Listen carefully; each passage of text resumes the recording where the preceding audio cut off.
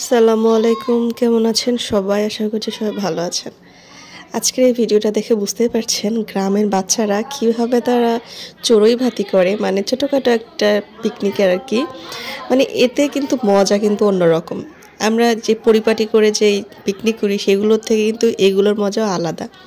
এদিকে আমার শাশুড়ি মায়ের চুলাটা নিয়ে আসতে গিয়ে ওরা ভেঙেই ফেলেছে। নিচে আমাদের আরেকটা চুলা আছে, সেটাতে আর কি রান্নাবান্না করা হয় নিচতলাতে। তো এদিকে বাচ্চাদের মায়েরা তাদের চড়ুই ভাতির রান্নার ব্যবস্থা করে দিচ্ছে, কারণ তারা তো পারে না। এই জন্য আর কি ডিম ভুনা হবে আর খিচুড়ি ভাত হবে। সঙ্গে ওরা আবার মাঠ থেকে শাকও তুলেছে। মা উপরে বসে বসে দেখছিল আর আমি নিচে একটু ভিডিও করে উপরে চলে গেছি, কারণ আমি বেশিক্ষণ ঠান্ডায় থাকতে পারি না।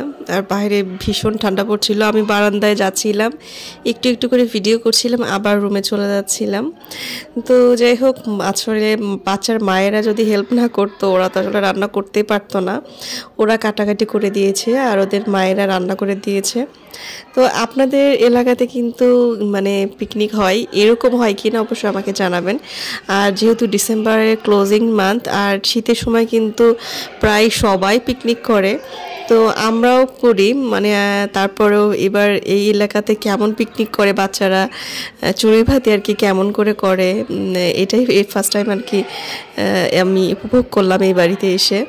তো এখনও কিন্তু বাইরে অনেক ক্রাউড হচ্ছে, কারণ বাচ্চারা খাওয়া দাওয়া করছে, তো এই জন্য এই জন্য এদিকে বাচ্চার মায়েরা সবাইকে খাওয়ার ভাগ করে দিচ্ছিল যে কে কতটুকু কেমনভাবে নিবে। ছোটোবেলায় কিন্তু অনেক পিকনিক করা হয়েছে এরকম খিচুড়ি আর ডিম। আসলে অন্যান্য মাছ মাংসের থেকে কিন্তু এইটা কিন্তু ম্যাক্সিমাম সবাই পছন্দ করে, সহজলভ্য হয়, সবাই এটা মানে পছন্দ করে এই খাবারটা। তো শীতের দিনে কে কী পিকনিক করছেন, কেমন কোথায় বাবা কীভাবে করছেন আমাকে অবশ্যই জানাবেন। আর আজকের ভিডিওটা আপনাদের কেমন লেগেছে? এদিকে আমি রুমে বসে আছি, আমার শাশুড়ি মা বলছে নিশি তাড়াতাড়ি চলে আসো, এই ভিডিও করো ওই ভিডিও করো। আসলে যাই হোক, আলহামদুলিল্লাহ, সবাই ভালো থাকবেন। আল্লাহ হাফেজ।